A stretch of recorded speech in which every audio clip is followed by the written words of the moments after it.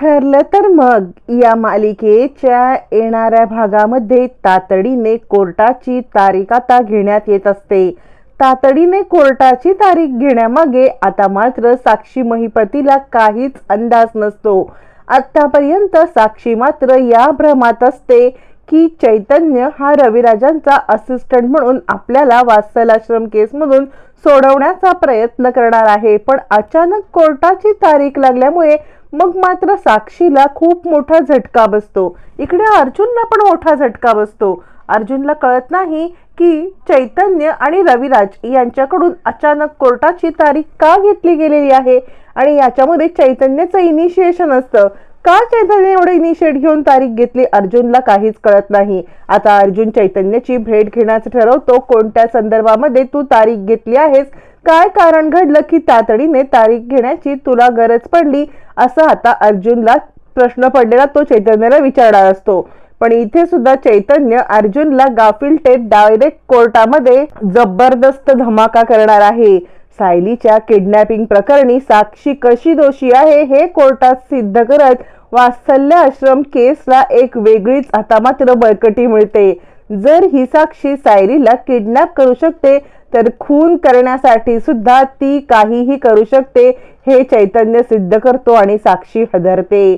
आतापर्यंत ज्याला आपण माकड बनवून आपल्या पुढे मागे ठेवले तो कोर्टात आपल्यावरती फिरतोय आणि रागारागात साक्षी आता चैतन्याला म्हणते, तू माझ्या घरी राहिलास, माझ्याकडे राहिलास आणि माझ्यावर उलटलास. चैतन्य म्हणतो, तुझ्या घरी मी नाही राहायला आलो, तू मला बोलवलंस, तू माझा वापर केलास, मला सगळं कळलंय. आता चैतन्याला हे सगळं कसं कळलं? चैतन्यने आता कोर्टात डायरेक्ट काय पुरावे सादर केले आणि आता सायलीला कसा न्याय मिळवून दिला, अर्जुन आणि चैतन्याचं कसं पॅचअप झालं, हे सगळं या व्हिडिओमध्ये पाहायला मिळणार आहे. व्हिडिओ शेवटपर्यंत नक्की पहा. इकडे साक्षीच्या सांगण्यानुसार प्रिया आता सुभेदारांच्या घरामधलं आपलं वास्तव्य वाढवते. कारण साक्षीने सांगितल्याप्रमाणे तिथे काय हाय हवाला होतो, काय ठरतंय, अर्जुन काय ऍक्शन घेतोय हे सगळं साक्षीला कळणं महत्वाचं असतं. कारण आता इकडे ताब्यातनं आपल्या सायली सुटले म्हटल्यावरती ती आपलं नाव घेणार आणि त्यामुळे काय घडतंय, काय ऍक्शन आहे हे जाणून घेण्यासाठी प्रिया आता सुभेदारांच्या घरी ठिय्या मांडते आणि रविराजांना सांगते की पूर्णाजी, प्रताप काका, मामा या सगळ्यांना माझी गरज आहे म्हणून मी काही दिवस इकडे थांबते. कल्पना मामीची तब्येत पण बरी नाहीये आणि मग ती आपलं काम सुरू करते. ती आता अर्जुन आणि सायली तिकडे नसताना सगळ्यांच्या मनामध्ये विष पेरत सांगते. म्हणजे इतका अर्जुन हायपर झाला होता की त्याची बायको सापडत नाहीये. मग अचानकपणे त्याची बायको सापडल्यावर मग का बरं तो आता या सगळ्यामध्ये गप्प बसलाय, काहीच लिगल ऍक्शन घेत नाहीये, का तो सगळी माहिती लपवतोय? यावरती अर्जुन तिकडे येतो आणि म्हणतो, आडून आडून कोणताही प्रश्न विचारण्याची कोणालाही काही गरज नाहीये, कारण मी रितसर ऍक्शन घेतलेली आहे. रितसर ऍक्शन काय आहे, मी काय करणार आहे हे मात्र कुणाला काही कळणार नाही, कारण या घरामध्ये पावलोपावली खबरी आणि हेर हे नियोजित केलेले आहेत मला माहिती आहे, असं म्हणत अर्जुन डायरेक्ट प्रियावरती आरोप करतो. प्रिया मात्र सटपटते आणि आता पूर्णाजी म्हणते, काय बोलायचंय काय तुला, तू तन्वीला हेर म्हणतोयस, कोणाची हेर? यावरती अर्जुन म्हणतो, वेळ आलं की सगळं समजेल, मी जिथे ऍक्शन घ्यायची, जी ऍक्शन घ्यायची ती घेतलेली आहे. मग मात्र प्रिया गडबडते. इथे आता पुढे काय करायचं हा प्लॅन करत बसलेले तिघ जण अर्जुनची कोणत्याही क्षणी धाड पडेल हा विचार करत असताना प्रिया पुन्हा एकदा साक्षीला कॉल करते. साक्षी म्हणते, अगं बोल, काय बोलली ती सायली? यावरती प्रिया म्हणते, काय सांगू तुला, इकडे काही अंदाजच लागत नाहीये. म्हणजे त्या सायलीने सांगितलेलं आहे की ती ना ज्या ठिकाणी बेल आणायला गेलेली तिकडून तुला कुणीतरी किडनॅप केलं आणि अर्जुन सांगतोय की त्याला ती सापडली त्या बेल जिथे आणायला गेली त्या ठिकाणाच्या मंदिराच्या मागे आणि ह्या सगळ्यामध्ये मार्केटच्या मागे ती बेशुद्ध होती असं अर्जुनचं म्हणणं आहे. अगं तुझे माणसं काय सांगतायत, तुझ्या माणसांनी सायलीला तिकडे का टाकलं? यावरती आता मात्र साक्षी सांगते, अगं त्या माणसांचा फोन लागत नाही, त्यांनी असं का केलं हे मला समजत नाहीये, त्यामुळे मी तुला कोणतेही उत्तर देऊ शकत नाहीये. बरं अर्जुन काय ऍक्शन घेणार आहे? यावरती प्रिया म्हणते, अगं तुझं नावच येत नाहीये, तुमच्याबद्दल ती काही बोलतच नाहीये, कदाचित तुमचा बंगलाच ओळखला नसेल, ती कधी तुमच्या बंगल्यावरती आधी आली होती का? यावरती साक्षी सांगते, नाही, पण रात्री अंधारात कदाचित तिला नसेल का दिसलं. साक्षी म्हणते अगं पण तो पेन ड्राईव्ह कुठे आहे. यावरती प्रिया म्हणते पेन ड्राईव्हची पुढची गोष्ट आली, पण सध्या फक्त तिने तुम्हाला ओळखले की नाही हे महत्वाचं आहे. तुला कळतंय का गोष्टी किती कॉम्प्लिकेटेड होतील. यावरती साक्षी म्हणते काय वेड्यासारखं बडबडतेस, तू तिकडेच ठिय्या मांडून राहा, सगळे अपडेट देत. कोणते अपडेट, तो आता कुठे तो कंप्लेंट करणार आहे. यावरती प्रिया सांगते तो बोललाय की मी योग्य ठिकाणी कंप्लेंट केलेली आहे. आता नक्की काय आहे मला काही कळत नाहीये. साक्षी म्हणते तू वेळोवेळी अपडेट दे. फोन ठेवल्यावरती मात्र आता साक्षी इकडे महिपतीला म्हणते काहीतरी गडबड आहे. साक्षी सांगते की सायलीने आपलं नावच नाही घेतलेलं आहे. आता मात्र इकडे प्रिया बोलत असताना कल्पना मागे येऊन उभी राहते आणि कल्पना तिला म्हणते अर्जुन का तुला हेर म्हणाला हे मला आत्ता कळलं. कुणाशी बोलत होतीस. प्रिया गडबडते. कल्पना म्हणते बोल लवकर, कुठे तू बोलत होतीस, कुणाशी बोलत होतीस, मला कळलंच पाहिजे.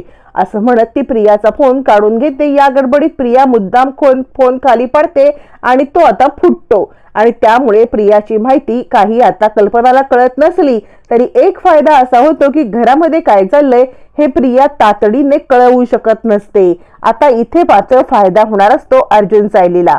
मग मात्र आता पूर्णाजी सांगत असते अर्जुन तू जे करायचं ते कायदेशीर कर, तू त्या गुंडांची कंप्लेंट कर. अर्जुन म्हणतो मी म्हटलं ना जे करायचंय ते मी प्रोसेस सुरू केलेली आहे, लवकरात लवकर सत्य समोर येईल. तोपर्यंत इकडे रविराजांनी कोर्टामध्ये अचानकपणे केस मागून घेतल्याचं अर्जुनला समजतं. आता नक्की वात्सल्य आश्रम केसमध्ये काय लीड मिळाले, काय नक्की घडलेलं आहे हे मात्र काही अर्जुनला कळत नाही. मग अर्जुन मात्र विचार करतो काय नक्की लीड मिळाले आणि आता सायली प्रकरण लांबवण्यापेक्षा वात्सल्य आश्रम केसवरती कॉन्सन्ट्रेट करूया आणि सायलीला या लोकांनीच किडनॅप केलं होतं याचा वात्सल्य आश्रम केसमध्ये उपयोग करूया. तितक्यात चैतन्य समोर येतो. चैतन्यला अर्जुन म्हणतो अशी काय तुम्हाला लीड मिळाली की ज्याच्यामुळे तुम्ही केस लवकर घेतलीत. चैतन्य तू फसतो आहेस, तुला कळतंय का सायलीचं किडनॅप झालं होतं आणि या सगळ्यामध्ये महिपती आणि आता साक्षीचा हात आहे हे सत्य मान्य करायला तू का तयार नाहीयेस. चैतन्य म्हणतो पुन्हा पुन्हा उगाळून तेच सत्य काही सिद्ध होणार नाहीये. ऍक्च्युली चैतन्यनेच ही केस फाईल केलेली असते, रविराजांना सत्य सांगितलेलं असतं.